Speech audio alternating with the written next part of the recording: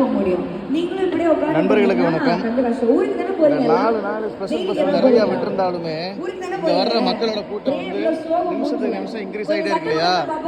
இவங்க எல்லாத்தையும் நம்ம வந்து ரிலாக்ஸ் பண்ணி பொறுமையாக அனுப்புகிற கடமை எந்த அளவுக்கு டிரைவரு, கண்டக்டர், பேருந்து நடத்துகிற பேருந்து டைம் கீப்பரு, இப்போ மேனேஜர் இருக்கோ அதளவுக்கு ஈக்குவல் வந்து இவங்க பண்ணிக்கிட்டு இருக்காங்க. ஒவ்வொரு வருஷமும் இவங்க பண்ணிக்கிட்டே இருக்காங்க.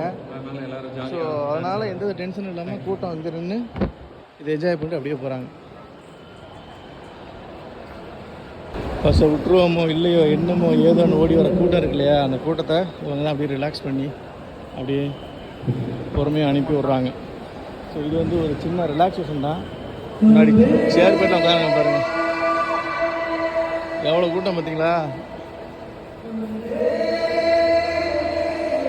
ஸோ பாட்டை பாடி மிமிக்ரி பண்ணி டான்ஸ் ஆடி மக்களுக்கு வந்து அந்த ஒரு டென்ஷன் இல்லாமல் இவங்களை அனுப்பி விட்றாங்க.